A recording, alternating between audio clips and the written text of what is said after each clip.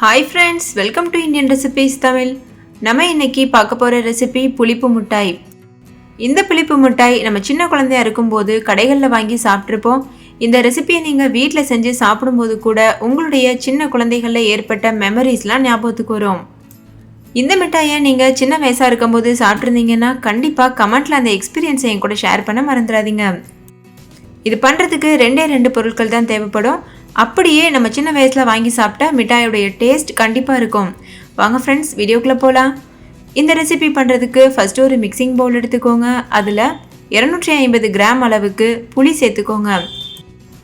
இது கொட்டை இல்லாத சுத்தப்படுத்தின புளி.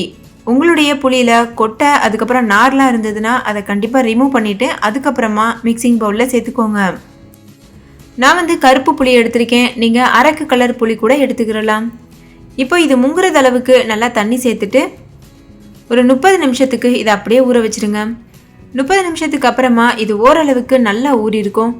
இதை கை வச்சு நல்லா இது போல் கரைச்சி விடணும். முடிஞ்ச அளவுக்கு கரைச்சா போதும். கரைச்சதுக்கப்புறமா ஒரு மிக்சி ஜாரில் போட்டு இதை நைஸாக பேஸ்ட் பதத்துக்கு அரைச்சிக்கிறணும். நான் இன்னைக்கு சிம்பிளாக செய்கிறதுனால அப்படியே பிளெயினாக அரைக்கிறேன். உங்களுக்கு விருப்பப்பட்டீங்கன்னா அரை டீஸ்பூன் அளவு மிளகாத்தூளும் உப்பும் சேர்த்துட்டு கூட அரைச்சிக்கிறலாம். அது இன்னுமே சுவை அதிகமாக இருக்கும். இப்போ பாருங்கள், நல்லா நைஸாக அரைச்சிட்டு வந்தாச்சு. இது ஒரு ஓரமாக இருக்கட்டும். இப்போ நம்ம புளி மிட்டாய் செய்ய ஆரம்பிச்சிடலாம். அதுக்கு ஒரு கடாயில் 2 ஸ்பூன் அளவு தேங்காய் எண்ணெய் சேர்த்துக்கோங்க. கூடவே 200 கிராம் அளவு வெல்லமும் சேர்த்து அதை நல்லா கரைய விடுங்க. தண்ணி எதுவும் சேர்க்கக்கூடாது. நீங்கள் தேங்காய் எண்ணெய்க்கு பதிலாக நெய் கூட சேர்த்துக்கிறலாம். இப்போ இது நல்லா கரையட்டும். ஸ்டவ்வை லோ ஃப்ளேம்லேயே வச்சுட்டு கரைச்சி விடுங்க. இப்போ பாருங்கள், வெல்லம் ஓரளவுக்கு கரைஞ்சிருச்சு. இது முழுமையாக கரையணும். முழுமையாக கரைஞ்சதுக்கப்புறமா நம்ம ஏற்கனவே அரைச்சி வச்சுருக்கோம்ல புளி பேஸ்ட், அதை சேர்த்துருங்க. புளியை நான் வடிகட்டிட்டு தான் அரைச்சேன். ஸோ நம்ம ஊற வச்ச அந்த தண்ணியையும் நம்ம சேர்த்துடலாம். நீங்கள் குறைவான தண்ணி தான் சேர்த்துருக்கீங்கன்னா உங்களுக்கு நீங்கள் அந்த தண்ணியோடையே சேர்த்து மிக்சி ஜாரில் போட்டு அரைச்சிடலாம். நான் நிறைய தண்ணி சேர்த்து ஊற வச்சுருந்ததுனால தண்ணியை வடிச்சிட்டு புளியை மட்டும் அரைச்சிருந்தேன். இப்போ அந்த வடிகட்டி வச்ச தண்ணியை சேர்த்து நல்லா கலந்தாச்சு. இதை ஹை ஃப்ளேமில் வச்சு இது நல்லா வற்றி வர்றது வரைக்கும் வேக வைங்க. இப்போ இது ஓரளவு நல்லாவே வற்றிடுச்சு.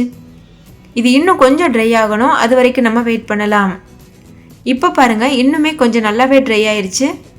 இது கரெக்டான கன்சிஸ்டன்சி. நீங்கள் இப்படி கரண்டியில் அள்ளி விட்டிங்கன்னா லேசாக விழுகுதில்ல, இது கரெக்டான கன்சிஸ்டன்சி. இப்போ ஸ்டவ் ஆஃப் பண்ணிவிட்டு வேற ஒரு பாத்திரத்தில் மாற்றிட்டு இதை நல்லா ஆற வச்சுருங்க. ஆறுனதுக்கப்புறமா ஓரளவுக்கு கெட்டியாகும். பாருங்கள் இந்த மாதிரி. இப்போ இதை நம்ம இந்த மாதிரி ஒரு ஸ்பூனில் மாற்றிடலாம். நம்ம கடைகள்லாம் ஐஸ் குச்சியில் தானே வச்சு விற்றுருப்பாங்க. அதே போல் ஃபீல் வரணுன்றதுக்காக நான் இந்த மாதிரி குச்சியில் வச்சு காமிச்சிருக்கேன். உங்ககிட்ட குச்சி இல்லைன்னா நீங்கள் நார்மலான பேப்பரில் சாக்லேட் மாதிரி ரேப் பண்ணி கூட நீங்கள் குழந்தைங்களுக்கு கொடுக்கலாம். கெமிக்கல் நிறைஞ்ச சாக்லேட்டை கொடுக்கறதுக்கு பதிலாக இந்த மாதிரி ஹெல்த்தியான சாக்லேட் செஞ்சு கொடுத்தீங்கன்னா விருப்பப்பட்டு சாப்பிடுவாங்க. உடம்புக்கும் நல்லது. ஸ்பூனில் இந்த மாதிரி வச்சுட்டு ஒரு கவர் வச்சு இதை நல்லா ரேப் பண்ணிடுங்க. இந்த புளி மிட்டாயை கையில் தொடுறதுக்கு முன்னாடி கொஞ்சமாக கையில் எண்ணெயோ நெய்யோ தடவிட்டு எடுத்துக்கோங்க. இல்லைனா கை ஃபுல்லாக ஒட்டிக்கிறோம். இது மாதிரி ரேப் பண்ணிவிட்டு நல்லா இதை காய வச்சுருங்க. இது நல்லா காஞ்சதுக்கப்புறமா கொஞ்சம் கூட கையில் ஒட்டாது. நம்ம சாப்பிட்றதுக்கும் ரொம்ப ஈஸியாக இருக்கும். இப்போ இந்த மாதிரி ஐஸ் ஸ்டிக் இருந்ததுன்னா நீங்கள் இந்த மாதிரி பண்ணலாம். அப்படி இல்லைன்னா இப்போ நான் காமிக்கிற மெத்தட் நீங்கள் யூஸ் பண்ணலாம். ஒரு கவர் எடுத்துக்கோங்க. அதை ஸ்கொயர் ஷேப்பில் நல்லா எடுத்துட்டு இந்த மாதிரி சாக்லேட் மாதிரி உருட்டி வச்சுருங்க. பாருங்கள் இந்த மாதிரி.